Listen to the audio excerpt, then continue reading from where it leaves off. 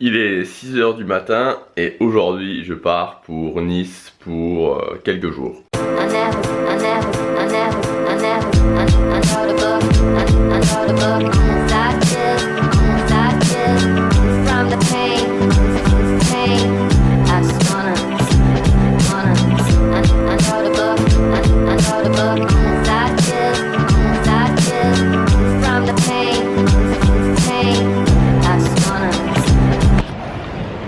Voilà, je suis à l'aéroport. C'était un peu compliqué. J'ai dû passer la sécurité 2 fois, mais j'y suis.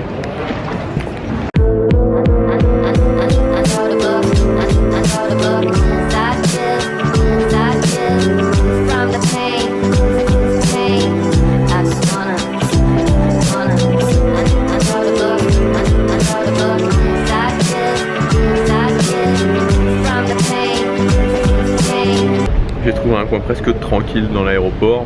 Aujourd'hui, je voulais vous parler du fait d'être digital nomade. Donc, digital nomade, c'est quoi? Bon, évidemment, le problème à l'aéroport, c'est qu'il faut slalomer entre les annonces. Digital nomade, c'est quoi?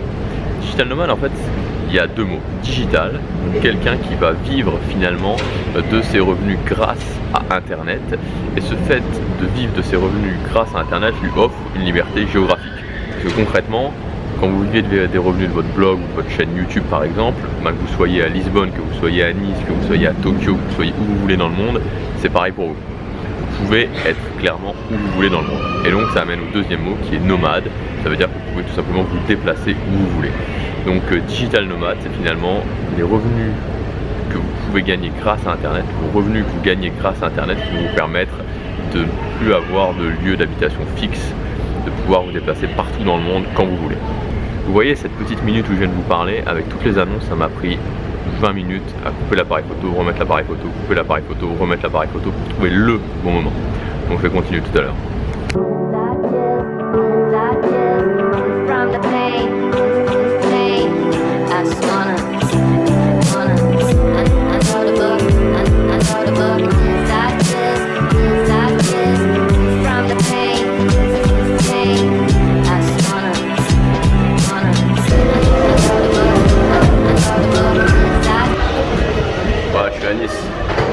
Wow, l'atterrissage c'était violent.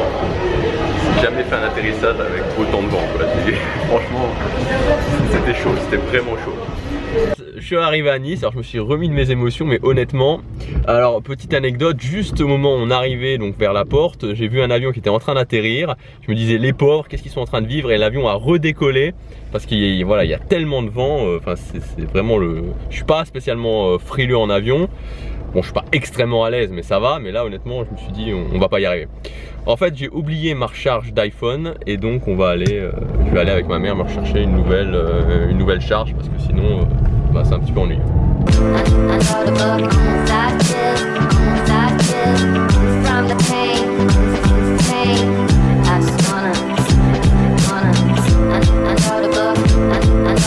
« 50 € pour l'oubli de la recharge.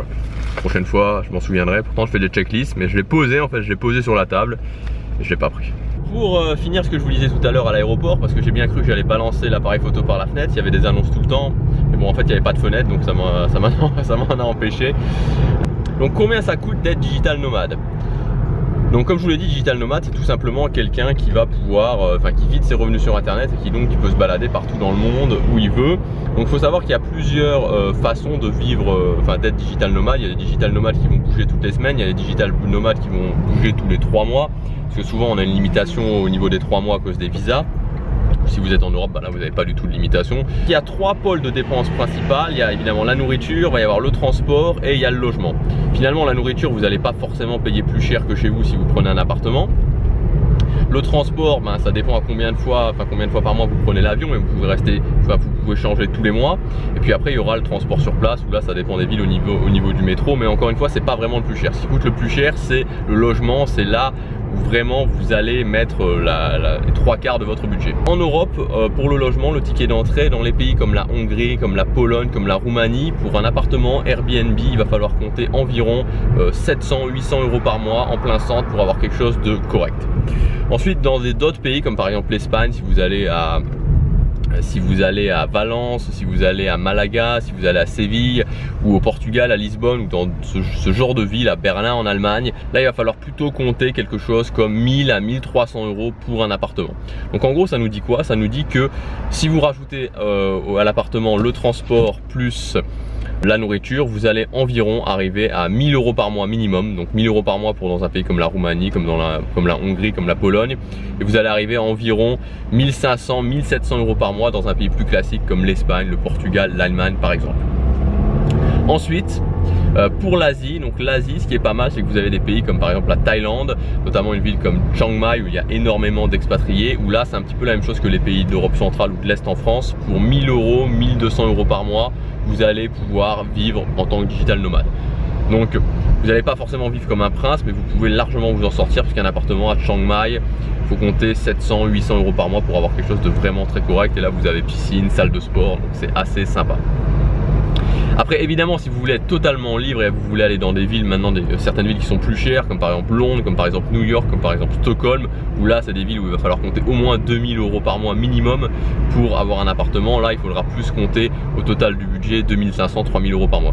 Donc on va dire que pour être digital nomade, le ticket d'entrée commence à 1000 € par mois. 1000 € par mois en se serrant un petit peu dans des pays comme la Thaïlande, comme la Malaisie, comme les Philippines ou en Europe de l'Est, comme en Roumanie, en Europe centrale, en Hongrie.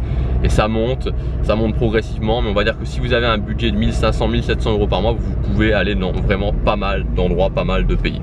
Pour rapporter ça au budget d'un auto-entrepreneur, il faut savoir qu'un auto-entrepreneur, le plafond est environ 32 000 quelque chose, donc c'est quasiment 33 000 € par mois. Si vous divisez ça par 12, ça fait environ 2800 € par mois que vous allez pouvoir toucher, moins les impôts, parce qu'on est taxé à 25% au niveau des impôts, donc 25%, ça va faire du 2100 € par mois. Donc en auto-entrepreneur, si vous êtes au maximum, impôts compris, donc en net, vous allez gagner 2100 €, un peu plus de 2100 € par mois. Ça vous donne un ordre d'idée, mais 1000-1500 € par mois, ça va pas être la fête tous les jours honnêtement, mais vous pouvez vraiment vivre, vivre comme un digital nomade dans certains pays.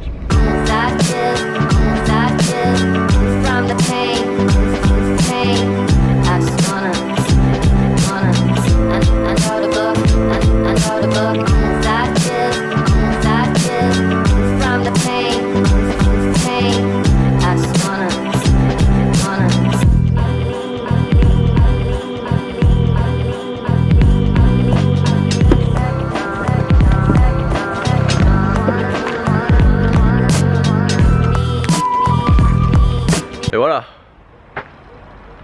on est arrivé. Enfin, je suis arrivé. Il est 19 h, donc c'est ici que s'arrête ce vlog. Là, je vais me reposer tranquillement ce soir. Je vais faire les quelques trucs que j'ai à faire sur le PC.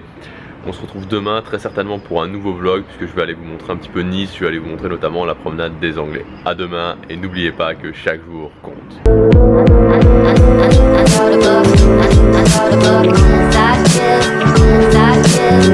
From the